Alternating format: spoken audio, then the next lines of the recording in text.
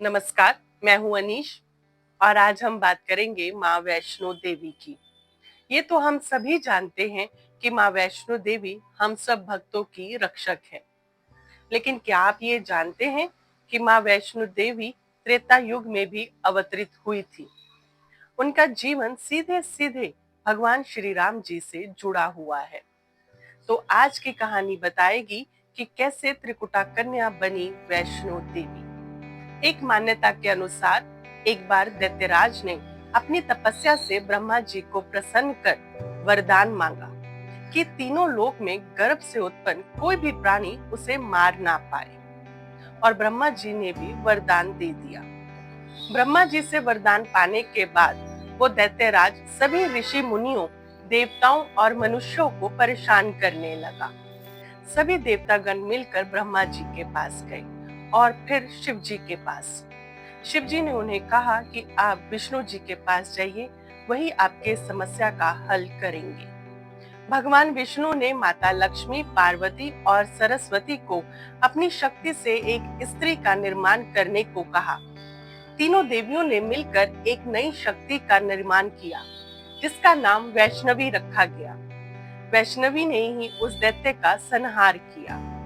इसके बाद माँ वैष्णवी विष्णु लोक लौट आई और उन्होंने विष्णु जी से कहा कि अब मेरा कार्य सिद्ध हुआ, अब आप मुझे अपने भीतर अपने हृदय में स्थान दें। तब विष्णु भगवान ने कहा कि तुम राजा रत्नाकर की पुत्री के रूप में जन्म लेकर धर्म की रक्षा करो, मैं तुम्हें वहां अवश्य मिलूंगा।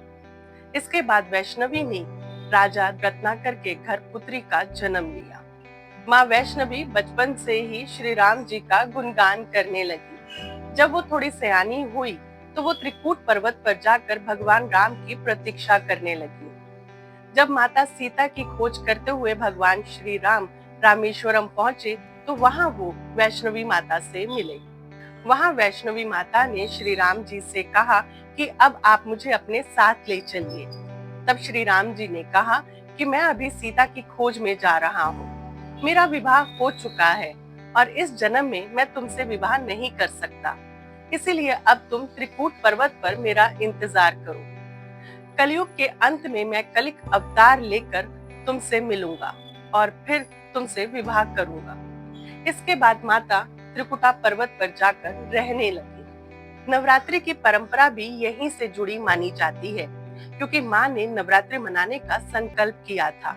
तभी से भक्त नवरात्रि में देवी का स्मरण करते हैं और रामायण का पाठ भी करते हैं। श्री राम ने माँ त्रिकुटा से कहा था कि तुम्हारा नाम अमर होगा, समस्त संसार तुम्हारी स्तुति करेगा। आज वही त्रिकुटा कन्या, वही माँ वैष्णवी वैष्णो देवी के नाम से दुनिया भर में पूजी जाती हैं। उनका धाम केवल तीर्थ ही नहीं बल्कि विश्वास का प्रतीक है कि देवी का आशीर्वाद हर युग में धर्म और भक्ति के साथ रहेगा और उसकी रक्षा करता रहेगा। इस कथा से हमें ये शिक्षा मिलती है कि सच्ची भक्ति कभी व्यर्थ नहीं जाती। समय चाहे कोई भी हो, देवी अपने भक्तों और अपने वचन दोनों को निभाती हैं। और सबसे गहरी बात कि माँ वैष्णो देवी का प्राकट्य केवल धर्म की रक्षा के लिए ही हुआ है। इसीलिए जब भक्त उनके दरबार में जाते हैं तो वो केवल दर्शन ही नहीं करते, बल्कि माँ के आशीर्वाद से जीवन में नया उत्साह लेकर लौटते हैं। तो दोस्तों, ये थी त्रिकुटा कन्या से माँ वैष्णो देवी बनने की कथा।